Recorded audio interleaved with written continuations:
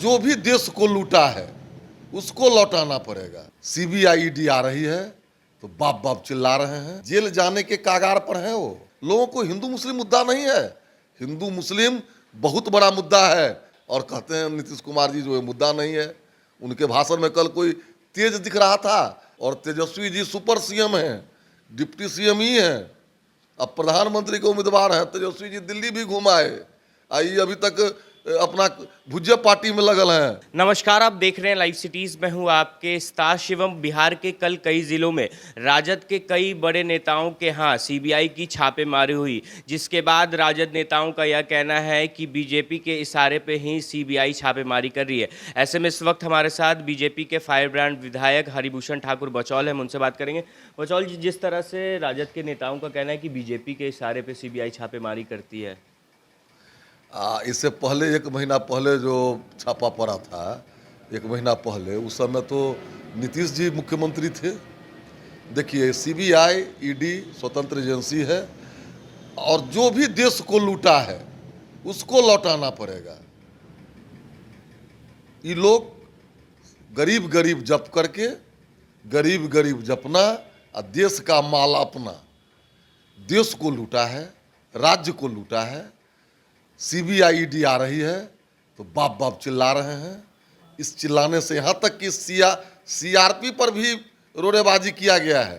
ये लोग कितना ढीठ है, इसीलिए अब इन लोगों का दुकान बंद होने वाला है, और भ्रष्टाचारियों को पाई पाई का हिसाब देना पड़ेगा।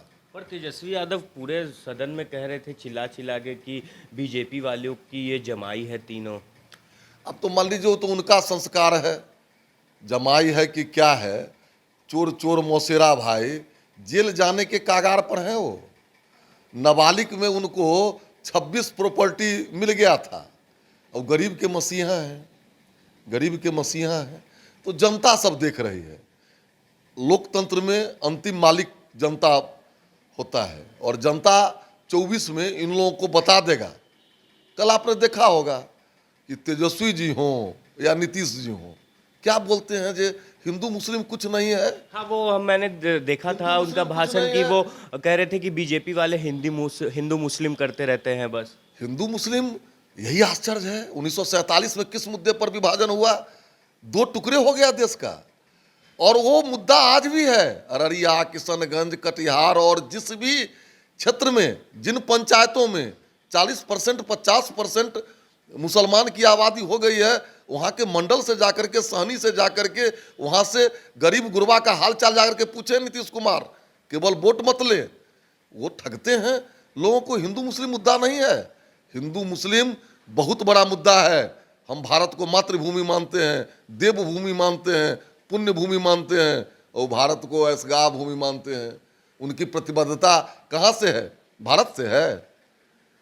हिंदू मुस्लिम निश्चित रूप से, अब मान लीजिए उनसे कोई बैर नहीं है, लेकिन हिंदुओं के त्योहार में कौन नई सड़क पर मूर्ति जाने देता है? कौन शादी विवाह में डीजे नहीं बजने देता है?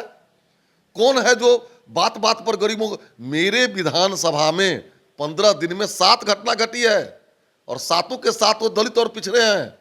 कब बोलेंगे तेजस्वी जी, कब बोलेंगे नीतीश जी? वो पिछड़ा और तेजस्वी, वो पिछड़ा दलित क्या तेजस्वी जी को वोट नहीं देता है?